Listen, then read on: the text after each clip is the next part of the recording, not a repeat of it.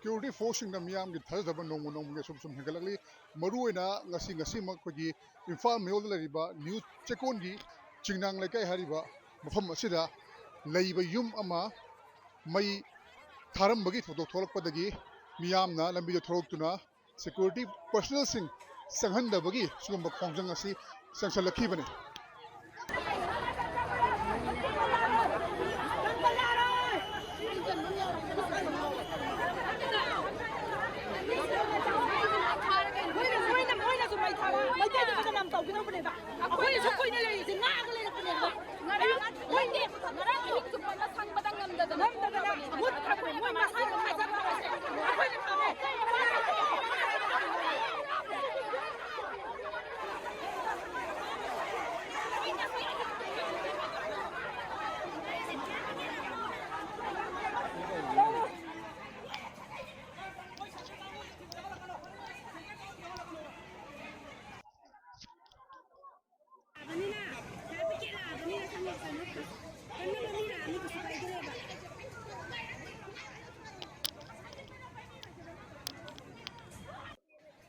maruina chingnang lekai hariba lekai asigi manungda tariba kuki furup sing haba tare mokhoigi leiriba yum sing adu changlakpa yadana baidamakta mangjongna sambal khaduna wal khajunduna thamkhrabani adubu ngarangdagi hauna mafamadu leiba miyam sing haba tare miyoi singna yumdagi pochai hondokhraba matung yumda leiba miyoi sing chakhraba matungda mokhoi masana mai tharamlaga thangnabuda leiba miyamda aduga maitai singda badnam pinaba makhoina thabani maitai thabani haiba yanabagi adugumba thaurang manba mawongda mai si tharambani hari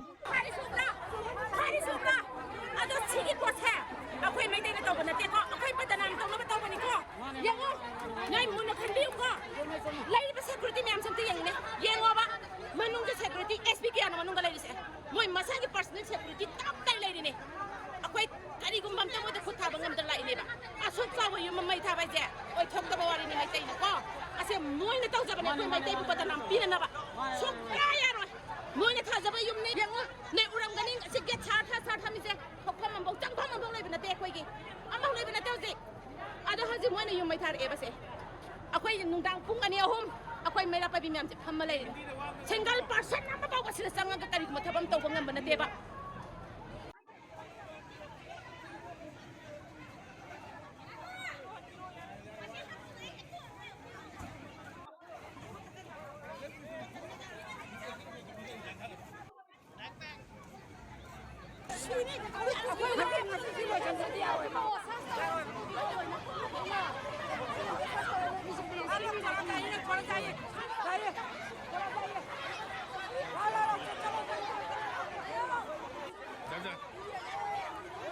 security na khurak hangna lariba mafam asida karamna mai thabagi thoro thorok libno aduga maru oina hariba mafam asida haiba tare tungan ba police officer kya amasu hariba chinang lekta changduna lei aduga lekai asigi miyam asu mafam asida thorin thokna bai damakta kogi lekta khulak ngakduna leibni adumakku pochai kya hondok polo matungda mokhogi mayum asi masan mai thajaraga tariba dungna tariba kunja singda badnam sinabagi dugumba thorang ama silabra haibagi chunaba lei hanasu lekai asigi miyamna hondok narle ina masagi meyumse mai thajaba je koi kun mi ma horobani alo koi mai te blame tawe moina akoi mai te taw sunna nate sigi pose aduga moina lalong silli basi moi akoi irang tholaga moi chengi haibagi irang konbani akoi sila tona koi mai te na kainta lalong sinba leite moi da koi naining je akoi je peace oina leibani akoi labak sila ronda le jamni akoi lekai da moi da koi ete ka boleite moi ete ka wi na koi thokbi laga mana lalam ning ba koi pamde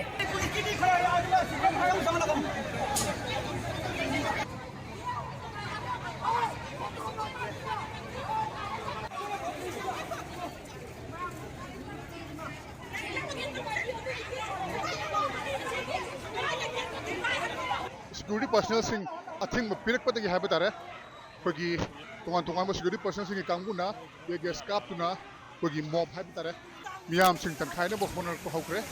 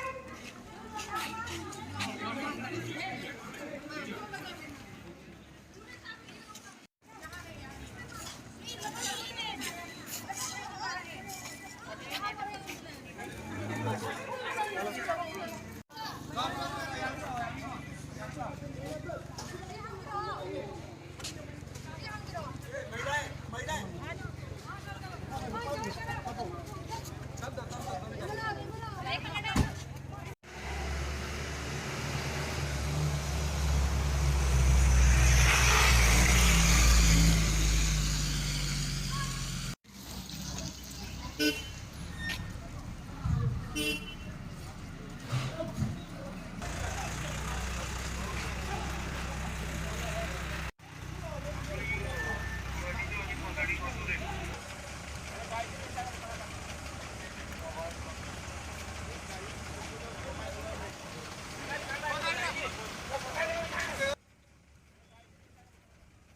harukhiba miyam madi security personnel singbu thingkhiba miyam adubu rapid action force kangbuna tankhaikhaba matungda hojiksu mafam asida akhoi leiba miyam sing haiba tare yamna pinabagi mawongda adumak leiri maru oina mai thadok amiba si maitai sing haiba tare swagi atopgi leiba maitai sing amde topa group sing changba ngamoidaba security na khurak hangna leiba aduga amaromdana amuk hairiba yum sing asi haiba tare maru oina kuki furup sing taba yum sing asi taba mafam taba lambi adu thingjinduna chambal khaduna pagi mi manga tarana fauba sidokpa ngamloidaba adugamba saman khaduna thamam maramna maitai fro amada changba ngamdana security personnel singi akanba chikhan thorang makta lerekpani haibani adumakpu matau karam tokdana hairiba security ki personnel sing khurak hangdana le mafam asida mayesi tharakhibano makhoi masel mai tharam laga makhoi mafam masel sing puthokraga maitai singda lena leiriba kundaminariba yumthanariba singda blame taunaba badnam pinaba silibra haibo mafam asigi yumfam moikanda mafam asagi miyam aduki matik pendaba faunare ipak national paramjariba ketramayum Premchand New Checkon Infal